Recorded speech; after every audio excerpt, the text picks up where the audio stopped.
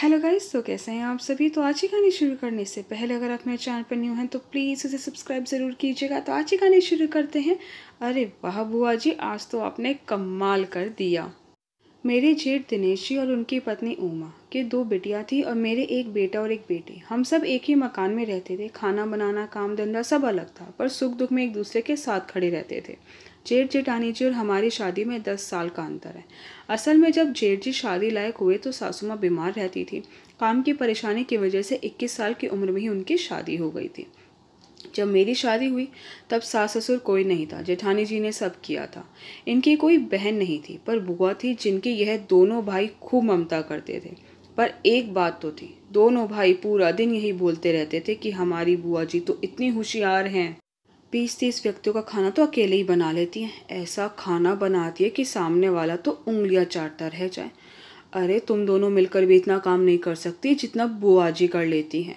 सच, कभी कभी तो चिढ़ होती थी कि जब देखो बुआ जी के नाम की माला जपते रहते हैं। इतना भगवान के नाम की फेरते तो भला नहीं हो जाता इनका। जेठ जी ने अपनी बड़ी बेटी की शादी बड़ी धूमधाम से करी थी और 2 ही दिन बाद बेटी के ससुराल वाले होली का त्योहार देने आने वाले थे। हमारे यहाँ पर पहला त्योहार लड़के वाले देने आते हैं। तो उनका फ़ोन आया था, भाई साहब करीब 40 आदमी आएंगे। पर एंड वक्त पर कोशिश करी, कोई भी हलवाई रसोईया नहीं मिल पा रहा था। पहले हमने सोचा था कि 5-7 लोग ही आएंगे तो जेठानी देवरानी मिलकर सब खाना और नाश्ता बना लेंगी, पर अब तो बड़ी समस्या हो गई। अब बेटी के ससुराल से फ़ोन भी आ गया।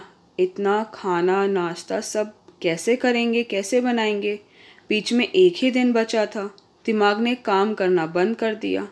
अब इतना एक्सपीरियंस था नहीं इन चीज़ों का, इतना काम कैसे हैंडल करते हैं।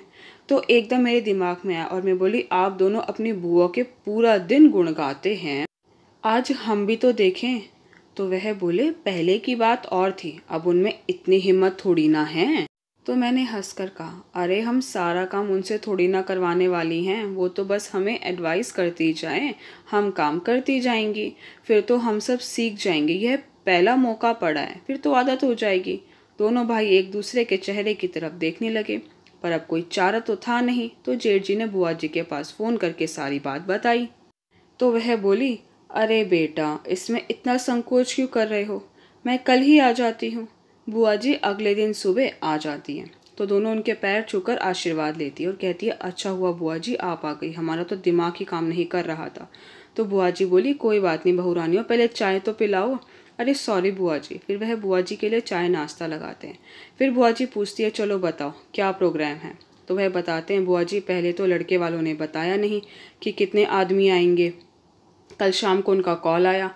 अब त्योहार की वजह से सब हॉल बुक हो चुके हैं, हलवाई भी नहीं मिल रहा। अब इतने आदमियों का खाना बनाना फिर खिलाना समझ में नहीं आ रहा कैसे करें। तो बुआ जी कहती है, लल्ला ऐसा करो, खाने में आलू गोभी, मटर पनीर, छोले चावल, पूरी, दही बल्ले, मूंग की दाल का हलवा बना लेते हैं। तो वह कहते हैं, बुआ जी ये दोनों सब कैसे करेंगी।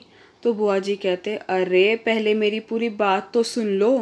पहले बहुओं कुछ खा पी लो, फिर मैं बताती हूँ कैसे करना है। और बेटा तुम दोनों भाई सब सामान बताते हैं, लिस्ट बनाकर इकट्ठा एक बारी में ही सारा सामान ले आओ। फिर शुरू होता है खाने की तैयारी का अभियान। बुआ जी कहती है, खाना परोसने की जगह डोंगों में लगाना, इससे थालियाँ लगाने की मेहनत भी बचेगी। जिसको जितनी ज़रूरत होगी उतना ही खाना लेगा। टमाटर प्यूरी बनाकर रख लो, दाल पीसकर दही बल्ले बनाकर रख लो, पानी में कल डाल देना। सारी सब्जियां मैं संवार देती हूँ। मेरे पड़ोस में एक जानकार रहती है, वह पूरियां निकालने आ जाएगी, मैं उससे बात कर लूँगी। जो बेटी के ससुराल से औरतें आएंगी उनके साथ बोलने के लिए घर की औरतें तो होनी ही चाहिए, है ना। और तुम्हारे फूफा जी की फैक्ट्री से मैं 3 लड़के भी बुला देती हूँ जो खाना पकड़वाने में, सर्व करने में हेल्प कर देंगे। हलवे की दाल को भी रात को ही सेक लेंगे, सुबह थोड़ा सा ही टाइम लगेगा, सारा खाना छत पर बना लेंगे ताकि नीचे धुआं ना फैले।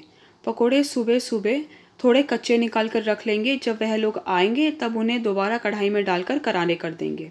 बाकी नाश्ता तो रेडीमेड ही आएगा। बर्तन रात को सब निकाल कर देख लेना, बर्तन वाली को बोल देना पूरा दिन रहना है उसे कल। सब मिलकर करेंगे तो काम का पता नहीं चलेगा। और सच में बुआ जी की कुशलता को देख हम सब दंग रह गए। सब कुछ इतने अच्छे से हो गया। सब खाने की खूब तारीफ करने लगे।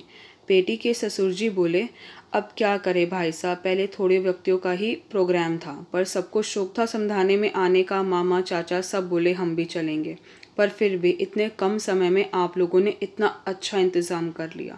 सब खुश होकर चले गए। सच में अब तो हमने भी मान लिया था कि वाकई में बुआ जी कमाल की हैं। शायद इसीलिए ही कहा जाता है कि सर पर बड़ों का हाथ होना बहुत ज़रूरी है, नहीं तो हम सब उनके बिना कैसे संभालते। अभी भी सोचकर शरीर में कपकपी होती है और यह दोनों भाई हमारी तरफ देखकर मुस्कुरा रहे होते हैं। आई होप गाइस कि आपको मेरी वीडियो पसंद आई। आपको मेरी वीडियो पसंद आई है तो प्लीज़ उसे लाइक ज़रूर कीजिएगा, शेयर कीजिएगा, मुझे कमेंट करके बताइएगा कि आपको मेरी वीडियो कैसे लगी। अगर आपने अभी तक मेरे चैनल को सब्सक्राइब नहीं किया तो प्लीज़ उसे सब्सक्राइब ज़रूर कीजिएगा। Thank you so much guys मेरी वीडियो देखने के लिए।